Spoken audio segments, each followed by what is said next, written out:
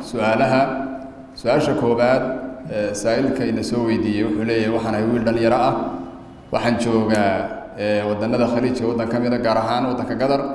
ويدي أو شوقتا ودنا ذا يوروب أيا وحنا كل عذيب يقول دحن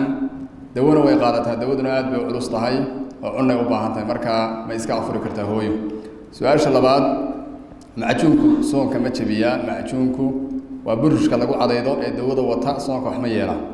سؤال صدحات روح الضمر عذر ممرسان كرتا بش رمضان مناكو بحي كرتا سؤال أفراد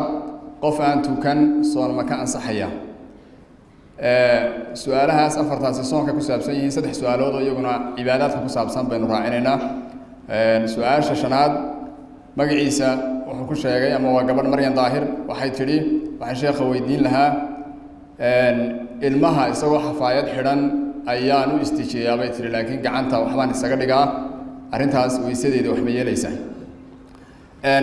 مقعيقا وعبد فتاح بويري أو كنون مقالة هرقيسة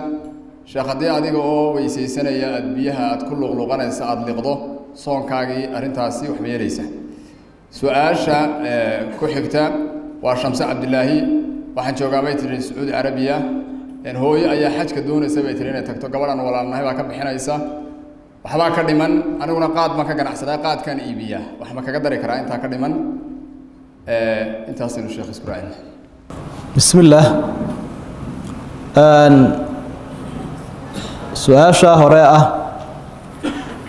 dawada ay qaadanayso hooyada iyada oo ka maarmi weyda ama ay dawadu xiriirsan tahay bukaanna ay tahay dhaxanta waxaynu u fahmnaa inay tahay TBD dawada TBD-dana lama kala jiro 6 bilood dawadeeda iska qaadanaysaa rabadaanna way iska cunaysaa kadibna way soo qalaynaysaa ilaahay baa saacadeeyay quraanka fi suurati al-baqara ومن كان مريضا أو على سفر فعدة من أيام أخرى قفكو هذو رمضان بكو انتو اسكا أفره يسوق لينا يا مالمي كتغي إلا يك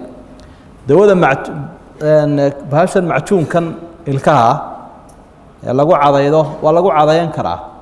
لكن قفكو وانا نلقين وحي دعانك ها موتك ها دردنك لها وانا اسكا دمية وانا ينوكسونا الكها آد بيقول راكته هروغا ما بحث قفكي استعماله وقرنيا marka inaad iska daysaaba fiican mar hadaanad moodkii iska dhameyn kareynin waa isticmaali kartaa laakiin inaad iska daysaa fiican cadarka qofku markuu soomaye waa maydhan karaa cadarna wuu marsan karaa dharka wuu bedelan karaa waa saliidaysan karaa intuba waa nadaafadii waa sax rag iyo dumarba way marsan karaan laakiin dumarku dabada lama bixi karaan hadday rabadaan tahay iyo hadday bilaha kala tahayba nabiguna uu ka digay calayhi salaatu wasalaam qofka taariku salaadka uu soomaya oo soonka ka tagoran mayno waa laba waajibo mid walba gaarkiisa ilaahay baa ugu leh laakiin waxaan leenahay salaada ku dar oran mayna hadaana tukanayn soonkana iska daa oo cibaadooyinku wanaaji mooyaane ka tag ma leh cibaadadu lama yiraahdo ama wanaaji ama iskaga tag laakiin waxa la yiraahdaa wad oo wanaaji marka qayb uu haya cibaadadii oo soomkiya taariku salaadki laakiin salaadii baa ka maqan salaadana ku darbaynu leen ruuxa dumara tiri ilmahaygaan u istijeeyaa haddii gacantaadu ay gaadhayso meelaha qashinku ka soo baxayo saxaradiiyo kaadida ilmaha yar dib baad u weysaysanaysa haddii laakiin wax kaa xigaan oo aana taabanaynin weysadii kaama jabayso weysada waxyaabaha jabiya waxa kamid ah calaha cad oo qofku ku taabto meesha saxarada iyo kaadidu ka soo baxaan ama tiisa ha ahaato ama ta qof kale ha ahaato waxyaabaha mubdilaatul wudu ee weysada jabiya ayay kamid tahay marka labadaas baad u kala eegaysa markaan weysaysanay baan biyihii weysada liqay haddii ay kaa siibteen ama adigoo aan filaynin oo is-ilowsanaad liqday dhib ma jiro weysadii waxba kaama noqonayso laakiin haddaad u kastay weysadii way kaa jabaysa oo way kaa buraysa labadaasaa loo kala qaadayaa qofku isagoo is-ilowsan markuu liqo ama adigoo luqluqanaya ay si degdega kaaga siibtaan oo awooddaada ka baxsan soonkii waxba yeeli mayso ukaska unbaa wax yeelaya soonka si uu kasa aad u liqday hooyo ma kaga bixin karaa lacagtii jaadka aan ka sameeyey xajka iyo cumrada ma kagama bixin karaysa qaadku waxa uu xaraan qaadku lacagta ka soo baxdayna waa xaraan marka adiguna ku xaji maysid cuni maysid sadaqaysan maysid qof kalena kaga bixin maysid wallahu a'lam جزاه الله خير إلهي سبحانه وتعالى شيخ كاباليو سؤالها الرمها بالشدة أياد مودايني ما أنت أدو بدنيهين إلى سجال سؤالود ونستبقلين دورنا إن شاء الله تعالى سؤال شكوبات سائل كسوق ريوح لي وحنا هاي نين عصدا وبايع مشترى شركات بان وحكا ما هذا يسيان قناع سيجي وجوهر مريو لبسنا أيان كوبلاني لبدا صنو وحمركا أن كوبلاني بيقول إن أي باسنتج أي فوشل عقد إراده lacagta dheeraadka ee lacagtii aan ku amaahday ka dheeraadka miyay markaasi waxyeelaysa ma khilaafsanta shariicada islaamka su'aasha labaad waa nin ku sheegay magaciisa Bashiir oo jooga Soomaaliya wuxuu yiri sheekh hooyaday ayaan kaga soo tagay buu yiri wadannada Yurub aan ka soo tagay hooyana waxay leedahay buu ii kaalay oo ii imo aniguna waan shaqaystaa oo waxoogay waan ka dhiga adayga marka arintaas ma dambi baa iga haystay inaan dib ugu noqon waayo hooyo su-aasha saddexaad wuxuu ku sheegay saa'ilka soo qoray magaciisa Cabdisamad Axmed waxaan joogaa buuri Addis Ababa dalka Itoobiya wuxuu yiri sheekh waxaan arday college ama boarding ku xareysan oo ku jirta cunooyin baa meesha lagu sameeyaa buuri aan meesha ku leenahay xaraan iyo xalaal bay isugu jirta qolo walba cunadooda ay cunaan laakiin waxa jirta buuri maalmo gaara oo ay xusaan kristanka oo cuntooyinka la isku daro cunto isku mid la sameeyo oo kala doorasho aanay jirin marka maalintaas gaarka cuntadooda khaaska ama la cuni karnaa su'aasha afraad wuxuu magacaygu waa Muniir Maxamuud oo jooga Hargeysa wuxuu wiil aanu ilmaadeernahay ayaa wuxuu mehersaday gabadh waxa soo baxay buu yiri muddo kadib inay gabadha uur leedahay 2 bilooda hadii la weydiiyay wuxuu arinta waanu isla ogeyn waxaanu ku ballanay inuu ilmahaasi oo amaano isla ogeyn inuu heshiisku ay ilmaha yagi yahay kadibna waa la isku meheriyay meherka noocaasa miyuu sharci yahay buu leeyahay ma ansaxaya sheekh diintu maxay ka qabtaa su'aasha shanaad gabadh baa soo qortay waxay leedahay ninkaygu qaadka iyo sigaarka iyo daragada kale buu isticmaalaa waxay tiri maalin maalmaha kamid ah oo salaada u kacaya baa wuxuu igu yiri ilaahay ma isku qabiil baatiin had yaani ugu cibaadeysanaysaa hadalka noocaasi miyuu waxyeelaya marka xiriirkii guur ee naga dhaxeeyay mase kula sii joogi karaa baa leedahay arinta noocaasa su'aasha kale waxa soo qoray nin magaciisa ku sheegay Maxamuud Walaaleeye oo jooga magaalada Hargeysa wuxuu dadka lagu soo eedeeyo hadiye jeer khamriga iyo zinada iyo diincayga dad baa u dooda ehelkooda ah ama gar yaqaan iyo wax la mida iyagoo u qiildeeyo oo marka qaar yiraahdo uu waalan yahay ama aqligiisu ma dhana haday laba sinaystay yihiin aynu isku meherinaba iyo qiilal noocaas oo kala ah u qiildayga noocaasi shariicada islaamka muxuu ka qabaa buu leeyahay su'aasha toddobaad nin baa soo qoray wuxuu waxaan ay wiil dhalinyaro ah culimadu waxay hadiye jeer nagu dhiiri galiyaan buu yiri waa magaciisa Axmed ku sheego Hargeysa joogo culimadu waxay nagu dhiiri galiyaan buu guurkiina sheekh aad buu cuslaaday buu yiri meherkiina intu waa qaali alaabta ugu qaalisanna way doonaysaa odayga yaraad buu rabaa islaantii lacag isbarasho abay oo hadda la bartay bay haddana mar labaad doonaysaa fijaanno wax lagu soo sameeyo xaaladdu way adag tahay waxa soo dhan ma awoodno diintu maxay ka qabtaa arinta noocaas maxaa si xala ayuu leeyahay ninka dhalinyarada ahi gabadh baa waxay leedahay waa su'aasha sideedaad wiil ayaan la sheekaystaa ballan guurna waanu gallay hooyaday baa arinta ii diiday bay tiri marka ma hooyaan yeelaa mise ballanta ayaan oofiyaa oo wiilkaasan guurka la qaataa su'aasha ugu dambaysa su'aasha sagaalaad wuxuu wiilka soo qoray ama qofka soo qoray bariyahan dambe waxa soo batay in labada qof ay isguursanaya ay intaan guur kuba dhicin sawiradooda ay meelaha ku soo dhajiyaan ama baraha bulshada ama baabuur iyo wax la mid ay ku soo dhajiyaan arinta noocaasa iyadana shariicadu maxay ka qabtaa Sheekh Maxamed kolay way bateen su'aaluhu waynu soo koobkoobi doonaa insha Allah su'aasha la xiriirta banka iyo waxan laga amaahanayo nidaamkan imika baananku inta badan ay wax ku amaahiyaan baanankan islaamiga wuxuu u badan yahay shayga loo yaqaan muraabaxa intuu banku wax soo iibsado inuu qofka wax ka siibiyo taasina waa sax laakiin waxa laga maarmaana inuu nidaamkii hagaagsanaa maro oo ah inuu horta isagu alaabtii soo iibsado la soo wareego kadibna qofkii ka siibiyo waxa qalad markaa noqon karta isagoo aan wali soo iibsan inuu heshiis la galo dhamaystiran ama isagoo aan la soo wareegin inuu qofkii yiraahdo bakhaarka ka qaado kuwaasa laga ilaalinaya mukhaalafaadka sharciga laga ilaalinaya su-aasha kale ah hooya ii yeedhaysa anna waan shaqaystaa hooyadaa u tago raali geli nabiga calayhi salaatu wasalaam nin baa u yimidoo wuxuu ihi waxaan